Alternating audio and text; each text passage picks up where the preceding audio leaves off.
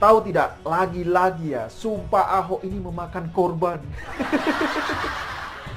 Ya, tapi jujur saja ya, saya sendiri nggak tahu apakah korbannya selama ini benar akibat karma Ahok atau bukan. Tapi yang jelas, saya meyakini bahwa karma itu tetap ada. Karma Ahok masih terus cari mangsa. Denny Siregar sindir Zulhas yang jadi sasaran selanjutnya. Terungkap campur tangan Zulhas yang hancurkan Ahok dulu. Dari Forum Umat Islam Bersatu beserta beberapa ormas Islam yang ada di Jakarta akan melaporkan Zulkifli Hasan di Barreskrim Mabes Polri terkait viralnya video penistaan agama yang dilakukan oleh Zulkifli Hasan, di mana pada video tersebut Zulkifli Hasan menjadikan sholat sebagai ejekan, menjadikan sholat sebagai omongan yang tidak sesuai dengan apa yang semestinya disampaikan.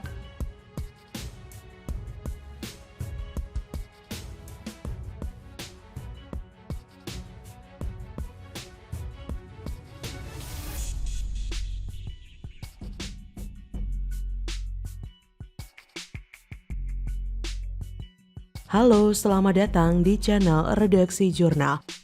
Pegiat media sosial Denny Siregar baru-baru ini memberikan sindiran kepada Ketua Umum Partai Amanat Nasional Zulkifli Hasan yang melecehkan sholat dengan menyangkut pautkan dengan Capres nomor urut 2 Prabowo Subianto. Sebelumnya viral potongan video berdurasi 52 detik berisikan Zulhas yang menceritakan pengalamannya berkeliling daerah dan menemukan ada yang tak sama di masyarakat ketika sholat maghrib.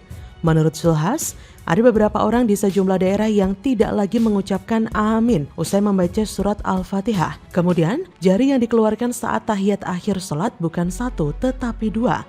Hal itu pun menurut Zulhas karena kecintaannya dengan pasangan Capres-Cawapres nomor urut 2 yaitu Prabowo Subianto dan Gibran Rakabuming Raka. Melihat hal itu lewat akun Twitter pribadinya, Denny Siregar pun menyinggung kubu sebelah yang dulu mendemo mantan Gubernur DKI Jakarta, Basuki Cahayapurnama alias Ahok karena menista agama. Menurut Denny, yang kemarin mendemo Ahok karena dibilang menista agama, sekarang mati-matian membela Zulhas karena menganggapnya tidak menista agama. Pilpres memang segibran itu, karena diduga Zulkifli Hasan ini adalah salah satu motor utama penggerak massa ketika Ahok dianggap menista salah satu agama. Walaupun banyak yang menyatakan itu adalah hoax, bahkan terbuktikan di pengadilan, maka sekarang saatnya semesta mengajarkan kepada seorang Zulkifli Hasan bahwa dialah penista agama yang sesungguhnya karena Ahok menampol Zulhas dengan telak. Bahkan, Wakil Presiden atau Wapres Ma'ruf Amin pun juga ikut menanggapi perilaku Zulhas. Menurut Wapres, pihak yang menyinggung ritual keagamaan melalui narasi politik sebagai bentuk perilaku yang kekanak-kanakan. Ma'ruf Amin mengatakan, kata amin dalam ritual ibadah umum diucapkan untuk menyimpulkan dan mengakhiri suatu doa dan bermakna sebagai istilah agar dikabulkan. Namun menjelang kontestasi Pilpres 2024, kata amin pun identik dengan pasangan calon presiden dan wakil presiden Anies Mohaimin atau yang disingkat sebagai pasangan amin. Ma'ruf Amin pun menghimbau masyarakat untuk tidak alergi terhadap kata amin karena tidak selalu berkorelasi pada kepentingan politik. Masih ingat dengan Buniani yang dulu melaporkan Ahok karena menista agama, juga ikut angkat bicara. Ia membandingkan kasus penistaan agama yang pernah menjerat Ahok dengan lelucon Ketua Umum PAN Zulkifli Hasan terkait sholat. Buniani menyebutkan lelucon Zulhas soal sholat tersebut secara jelas merupakan bentuk penistaan agama.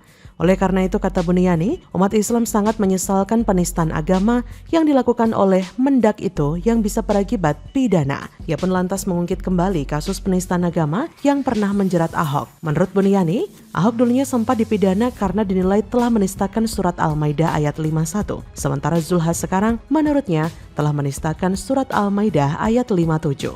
Lewat unggahannya itu, Buniani juga memperingatkan kepada semua pihak agar tidak menjadikan agama, apalagi sholat sebagai bahan lelucon hanya untuk membela capres tertentu. Pernyataan Zulhas ini mungkin dianggap bercanda, hanya pernyataan biasa di masa politik seperti sekarang. Tapi penulis jadi berpikir bila Zulhas ini berlebihan. Saya tidak yakin ada orang yang sampai segitunya tidak mau menyebut amin setelah imam membaca Al-Fatihah dan yang sampai tidak mau menjulurkan satu telunjuk jari di saat tasyahud hanya karena takut disangka mendukung capres dan cawapres tertentu. Saya kira Zulhas pada kesempatan ini harus minta maaf atas kekilafannya. Mengapa harus minta maaf? Karena Zulhas memiliki dua kesalahan. Pertama, melakukan pelecehan terhadap pelaksanaan sholat. Kedua, melanggar aturan kampanye. Kalau memang Zulhas datang mau kampanye 02, seharusnya minta cuti dari Menteri Perdagangan dong. Kapasitas Zulhas sebagai Menteri Perdagangan datang ke Semarang memberikan sambutan pada acara rapat kerja Asosiasi Pedagang Pasar seluruh Indonesia, bukan untuk berkampanye yang justru videonya viral sebagai pelecehan sholat. Jadi apakah karma Ahok kini sedang mengincar Zulkifli Hasan? Bagaimana menurut Anda? Kalau benar terjadi yang bersangkutan melakukan kekerasan seksual, saya mendukung untuk diproses lebih lanjut. Tapi kalau ini hanya alat atau sarana untuk membungkam seorang Melki atau anak muda, ini benar-benar biadab menurut saya. Ini cara-cara yang tidak elok dalam alam demokrasi seperti sekarang. Melki Sedekuang dinonaktifkan dari Ketua BEM UI, warganet temukan beberapa kejanggalan, pembungkaman dan intimidasi dari penguasa kah? Cara Orba mulai digunakan. Dan tentu saja proses itu perlu berjalan untuk memastikan benar tidaknya apa yang dituduhkan. Biasanya di dalam konteks pelaporan kekerasan seksual, termasuk pelecehan seksual, ada semacam prasyarat untuk setidaknya menerima kebenaran dari pelaporan atau dugaan atau tuduhan yang disampaikan oleh misalnya seorang yang merasa korban. Dan itu untuk memastikan bahwa proses hukum bisa berjalan, proses penyelidikan bisa berjalan, sehingga menjadi jelas siapa melakukan pelecehan seksual terhadap siapa, kapan, di mana, dan apa buktinya.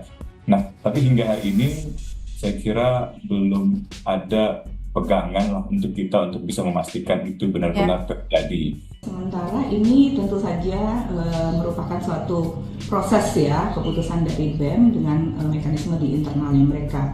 Kami pikir ini lebih baik ditanyakan langsung kepada BEM. Sedangkan di UI, jika ada kasus-kasus menyangkut laporan menyangkut kekerasan seksual, bisa diajukan kepada Satgas PPKS. Halo, selamat datang di channel Redaksi Jurnal bersama JJ. Melki Sedekuang, sosok Ketua BEM UI, baru-baru ini jadi pergunjingan warga di media sosial X. Bukan perkara aksi demonstrasi yang dilakukannya, melainkan statusnya yang dinonaktifkan sebagai Ketua BEM UI. Usut punya usut, tindakan tersebut karena Melki diduga terlibat dalam kasus pelecehan. Kabar itu mulanya dibagikan oleh akun X Bulan Pemalu yang mengunggah tangkapan layar percakapan yang diduga berasal dari grup obrolan pengurus BEM UI. Akun tersebut juga membagikan beberapa poin aturan yang diduga dilanggar oleh pemuda asal Pontianak itu, yaitu soal pelarangan atas kekerasan seksual. Unggahan terkait dinonaktifkannya sang ketua itu sudah dilihat lebih dari 1 juta tayangan. Namun tak sedikit warganet yang enggan percaya begitu saja karena berkaca dari kasus dugaan pelecehan mahasiswa UNY yang berakhir dengan berita palsu. Lantas beberapa warganet pun menyoroti adanya kejanggalan dalam SK Wakil Ketua BEM UI yang turut dibagikan pengunggah, yang mana dalam SK tersebut Wakil Ketua BEM yang menonaktifkan Ketua BEM, yang mana ini sudah terlihat sangat janggal. Menada Wakil Ketua menonaktifkan Ketua. Bahkan Melki Sedekuang sudah membantah melakukan kekerasan seksual. Ia juga mengaku belum menerima penjelasan dari pihak-pihak terkait soal dugaan kekerasan ini. Namun, ia memastikan akan kooperatif terkait segala proses yang diperlukan ke depannya. Saat dikonfirmasi terpisah, Wakil Ketua BEM UI Syifa Anindya menegaskan saat ini Melki belum terbukti melakukan kekerasan seksual. Syifa juga meminta agar publik menghormati ruang aman untuk korban. Diakui dalam aturan BEM UI, jika ada anggota yang dituduh melakukan atau sebagai terlapor, maka harus dinonaktifkan walaupun belum terbukti. Peristiwa ini ada yang janggal, ada upaya penjagalan dan pembungkaman kah? Bahkan sepertinya gaya-gaya Orba sudah mulai digunakan untuk membungkam para pengkritik. Karena sebelumnya Melki juga pernah menyatakan jika dirinya pernah mengalami tindakan intimidasi dari berbagai pihak setelah mengkritisi hasil putusan MK. Melki mengaku bahwa upaya tersebut dilakukan tidak hanya untuk pribadinya, tapi juga pada keluarga. Melki bercerita kalau ibundanya telah didatangi oleh aparat-aparat keamanan, mulai dari oknum TNI hingga Polri. Ia juga menyebutkan bahwa para aparat keamanan negara itu menanyakan hal-hal yang terkait dengan perilaku keseharian, mulai dari jam pulang, aktivitas saat di rumah, hingga komunikasi antara Melki dengan sang ibunda. Lebih dari itu, Ketua BEM UI tersebut juga memaparkan tindakan intimidasi dari aparat keamanan turut menyeret gurunya ketika berada di bangku sekolah. Melki mengungkapkan kalau apa yang dilakukan aparat tersebut sama seperti apa yang dilakukan kepada keluarganya. Hal ini bisa dimaknai sebagai bentuk kepanikan dari Pak Lurah. Ia tidak mau anaknya kalah karena itu artinya tien bagi kekuasaan terah Pak Lurah. Operasi intelijen Pak Lurah ini dimaksudkan untuk menciptakan ketakutan di tengah masyarakat, terutama anak muda, sehingga para pemilih dengan akal sehat diharapkan akan menyerah dan tidak pergi ke TPS pada 14 Februari nanti. Intimidasi semacam ini akan terus berlangsung dan akan semakin masif mendekati hari pencoblosan dan sepanjang hari pencoblosan nanti. Jangan heran kalau Anda, para lawan dari anak Pak Lurah, akan menemui banyak kesulitan pada 14 Februari nanti. Bagaimana menurut Anda?